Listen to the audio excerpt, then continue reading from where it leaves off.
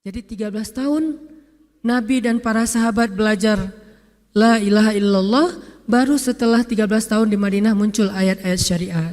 Syariat umroh, syariat haji, syariat puasa, syariat tilawah, syariat hijab.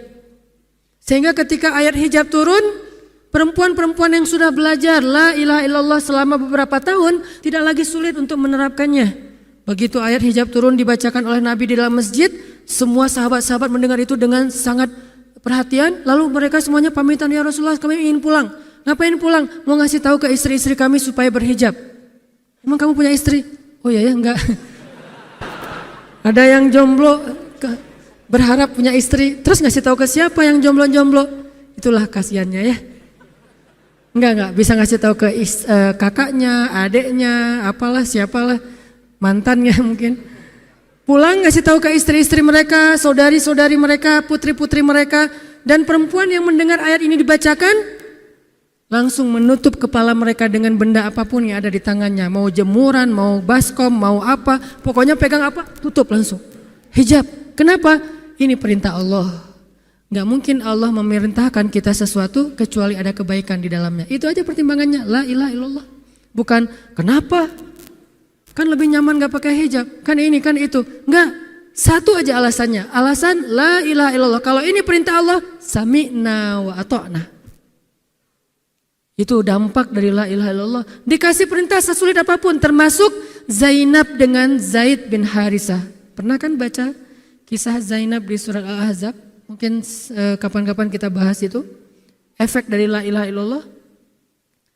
Tiba-tiba Nabi datang kepada Zainab. Sebetulnya Zainab ini ada hati kepada Nabi Muhammad. Siapa sih yang gak punya hati untuk Rasulullah ya? Semua cewek juga pasti mengidam-idamkan pengen jadi istri Nabi. Karena otomatis istri Nabi itu adalah dijamin surga. Siapa yang gak pengen jadi istri Nabi? Di surga nanti punya rumah, satu rumah dengan Nabi. Kan keren banget. Kita bisa jadi tetangga Nabi aja di surga udah keren banget. Apalagi serumah dengan Nabi. Semua cewek juga pengen jadi istri Nabi, termasuk Zainab. Dan itu hal yang wajar. Pas Nabi datang ke rumah Zainab, Zainab udah kegeeran. Nabi bilang kepada keluarga Zainab, saya ingin melamar Zainab. Zainab udah bahagia.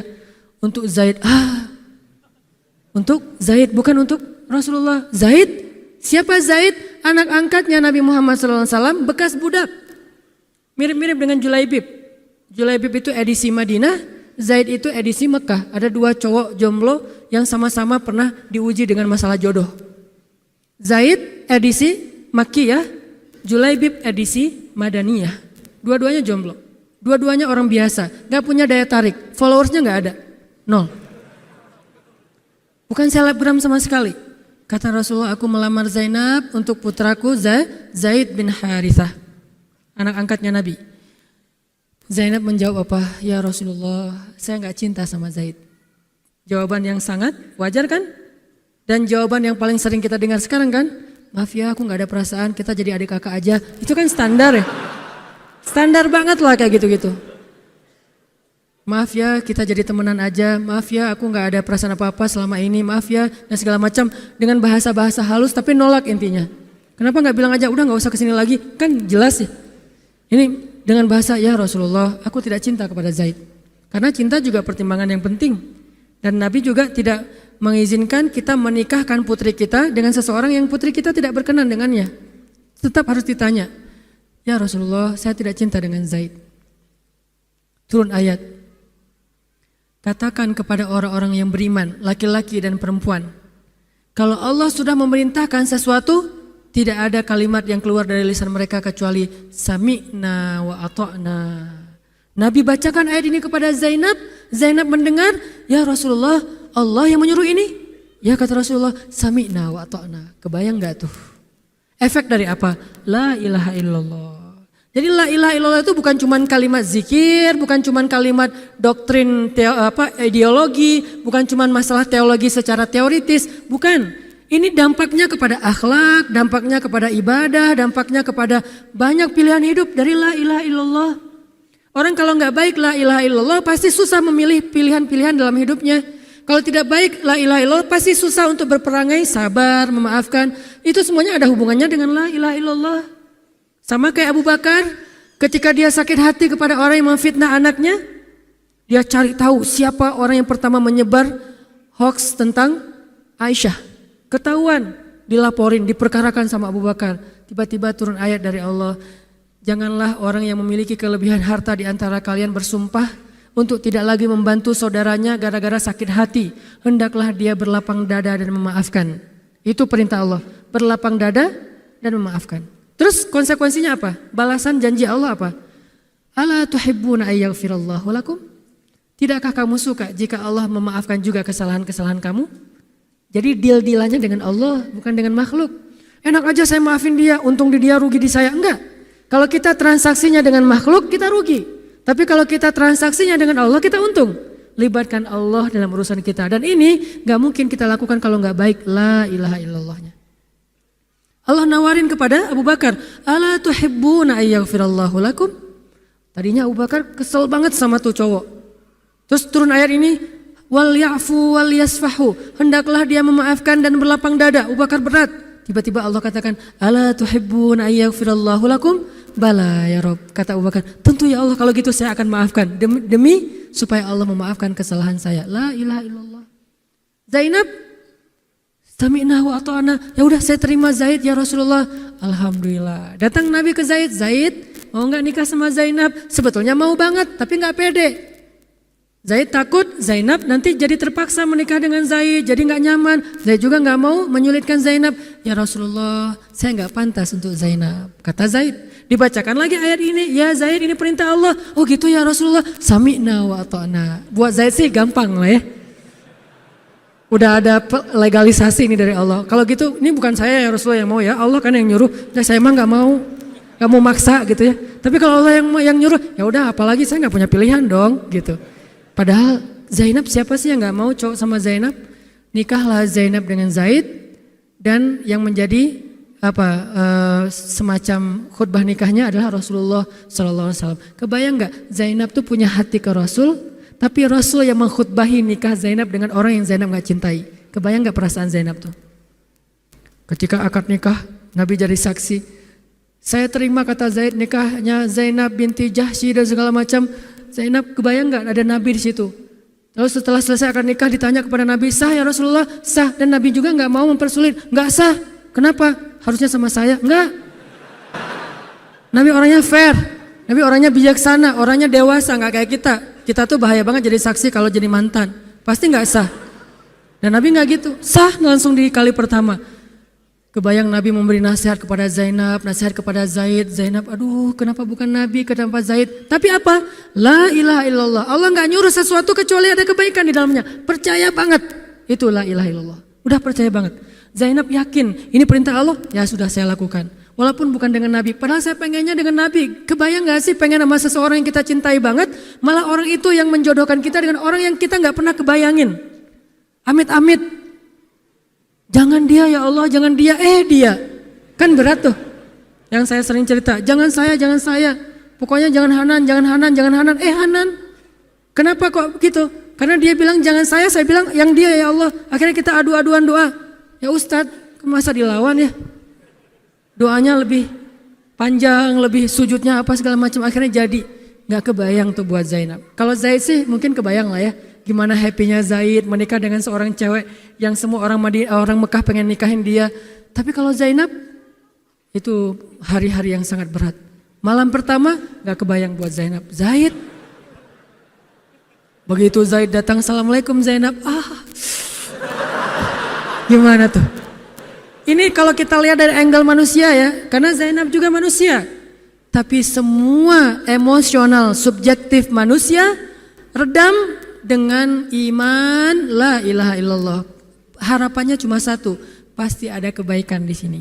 Pasti ada kebaikan di sini. Walaupun gak kebayang kebaikannya apa, pokoknya ada aja. La ilaha illallah. Nikah Zainab sama Zaid, cekcok selama 1 tahun, gak pernah akur. Pulang kerja rame, berangkat kerja rame, pagi rame, sore rame, gak cocok aja tuh Zainab sama Zaid. Berkali-kali datang berdua sama ke Rasulullah, ya Rasulullah nasihati kami, udah dinasihati pulang rame lagi, di mobil aja berdua rame, macet apa segala, ya udah nikmati aja rame gara-gara macet, terus aja kayak gitu. Pokoknya selama 1 tahun mereka sering percekcokan rumah tangga. Jadi kalau kita ngelihat ada keluarga yang mungkin baru menikah kemudian bercerai, jangan menjudge mereka, Karena menikah itu ibadah, perintah Allah. Itu lebih baik daripada tidak menikah tetapi sudah melakukan banyak perbuatan dosa.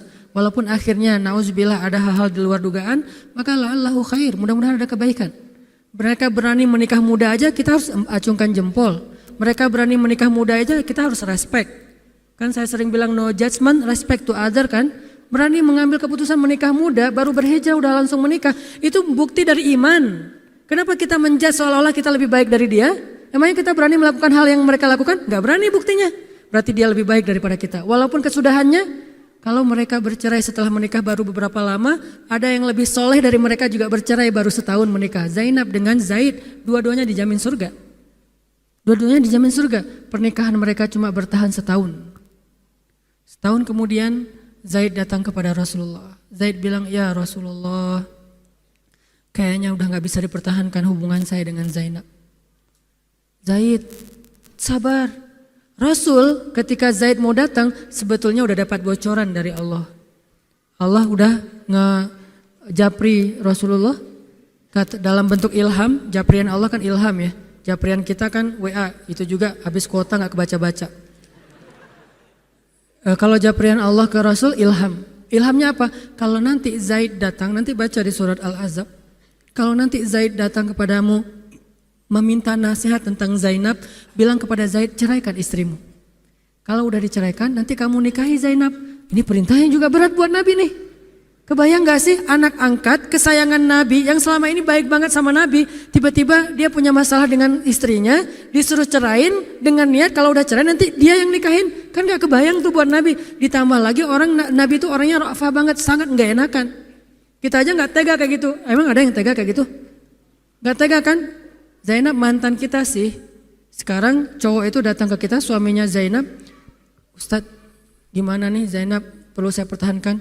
Emang kalian dari awal udah gak cocok, cerai aja deh. Kenapa? Bentar lagi gue mau nikahin Zainab. Gak kebayang kan? Kok Ustadz ngomong kayak gitu? Dapat ilham. Berat kan? Nabi itu kayak gitu loh, kondisi emosional beliau yang zulzilu, terguncang. Gimana nih caranya? Saya nggak enak banget, nggak tega banget sama Zaid. Kebayang wajah Zaid polos gitu, ya Rasul gimana nih? Aduh, mau dibilangin ceraikan aja nggak tega, mau dibilang pertahan tapi Nabi bilang suruh cerai, Allah suruh ceraikan. Akhirnya Nabi memilih emosionalnya, bukan perintah Allah. Wahai Zaid, tahan istrimu, jangan ceraikan. Padahal kata Allah suruh ceraikan. Lihat beratnya Nabi waktu itu. Akhirnya Zaid pulang, gitu ya Rasul. Ya pulanglah Zaid, Nabi gak enak banget sama Allah. Terus akhirnya Zaid sampai ke rumah, namanya Allah yang nyuruh kan gak bisa dirubah ya. Kun fayakun, cerai juga tuh walaupun Nabi bilang sudah bertahan. Allah marah kepada Nabi. Kata Allah, kamu merasa gak enak kepada manusia, tapi kamu merasa enak kepada saya? Diadu oleh Allah tuh coba, emosional. Nabi langsung sujud, ya Allah ampuni saya benar-benar, saya tahu saya gak enak sama Allah, tapi juga saya gak tega sama Zaid. Kebayang gak sih ya Allah wajah Zaid yang polos kayak gitu, disuruh cerain terus saya nikahin istrinya, gimana perasaan Zaid? Wahai Muhammad, kamu merasa gak enak kepada manusia tapi enak kepada saya Muhammad. Astagfirullah ya Allah, minta ampun Nabi semalaman. Ini benar-benar gak kebayang sama Nabi. Tapi Allah pengertian lah, tahu Allah Nabi itu bukan mau gak taat sama Allah, cuma emang gak tega banget sama Zaid. Akhirnya Allah ngambil keputusan sendiri, Zaid cerai dengan Zainab. Setelah selesai masa iddah Zainab, Allah katakan Muhammad sekarang datang kepada Zainab, lamar Zainab. Dengan berat hati Nabi tok pelan gitu, berharap gak dibukain pintu. Langsung udah ditunggu ternyata sama Zainab. Eng gitu, dibukain pintu. Pas Nabi datang, Assalamualaikum, Waalaikumsalam gitu. Zainab udah punya firasat. Nabi mengatakan, Zainab ada perintah dari Allah. Apa ya Rasulullah? Sami'na wa ata'na. Belum juga dikasih tahu. Sami'na. Allah menyuruh saya untuk melamar kamu Zainab. Untuk siapa ya Rasulullah? Curiga kan? Jangan-jangan orang lain lagi nih. Untuk siapa ya Rasulullah? Untuk saya. Masya Allah gitu. Cuman Zainab kan gengsi gitu lah. Masa cewek harus teriak-teriak gitu kan ya? Oh gitu. Padahal masuk ke dalam kamar. Wah gitu ya. Gigit jari apa, gaya-gaya cewek lah ya. Oh gitu, ntar ya saya pikir-pikir dulu. Saya istiqoroh dulu, Nabi diistiqorohin. Udah diterima, sami'na wa ata'na. Dan inilah khair, kebaikan yang diharapkan oleh Zainab. walaupun gak pernah terbayang, gak mungkin dong Zainab berpikir akan cerai setelah setahun kan. Tapi dia hanya yakin Allah itu gak mungkin nyuruh sesuatu yang gak ada kebaikannya buat kita. Gak mungkin, mustahil. Karena Allah gak pernah zalim kepada hambanya. Kenapa Allah kok muter-muter dulu kayak gitu? Allah pengen lihat Zainab itu menikahi Muhammad karena Allah atau karena dirinya sendiri. Kalau karena Allah, coba yang selain Muhammad berani gak? Ternyata berani. Karena itu dia menjadi layak untuk Muhammad. Kalau dia gak menerima Zaid, mungkin Zainab tidak akan pernah jadi istri Nabi karena tidak layak. La'allahu khair. Ini buah dari la ilaha illallah. Begitu juga dengan Zaid, akhirnya menikah lagi dengan perempuan yang cocok untuk dia, yang berkhidmat kepada dia, yang membahagiakan hatinya, yang menjadi qurratu ainin li, menjadi penyejuk hati bagi Zaid. Dari pernikahan itu kemudian Allah anugerahkan untuk Zaid kebaikan yang luar biasa. Apa kebaikannya? Allah berikan untuk Zaid seorang putra yang paling keren. Namanya Usamah. Nama Usamah itu bukan hanya bin Laden ya. Usamah itu nama sahabat. Usamah bin Zaid. Itu adalah komandan militer termuda dalam sejarah Islam. 14 tahun sudah memimpin pasukan perang yang isinya para sahabat senior. 14 tahun. Kelas 3 SMP. Baru mau ujian nasional disuruh perang. Coba. Kebayang anak kelas 3 SMP yang masih galau-galau, yang masih culun-culun, yang mungkin badannya belum kebentuk, yang jerawatan misalnya kayak gitu, tiba-tiba memimpin pasukan militer yang jumlahnya ribuan, yang barisan pertamanya kibarus sahabah, sahabat-sahabat senior, as-sabiqun al-awwalun minal muhajirin wal ansor. Termasuk siapa di dalamnya? Abu Bakar dan Umar. Kebayang gak tuh? Memimpin pasukan yang di belakangnya itu Abu Bakar dan Umar. Maju, Abu Bakar dan Umar, maju. Usamah, kebayang Usamah yang nyuruh, Abu Bakar, segaya. Umar maju. Zaid, anaknya Zaid, tapi tidak ada yang bisa membantah. Kenapa? Itu wasiat Nabi sebelum wafat. Aku perintahkan kalian untuk dipimpin oleh Usamah bin Zaid karena dia adalah anak muda yang luar biasa. Itu hadiah Allah untuk Zaid karena dulu mau menikahi Zainab walaupun hatinya sebetulnya tidak mau. La'allahu khair, la ilaha illallah. Masing-masing dikasih kebaikan dengan cara-cara yang berbeda.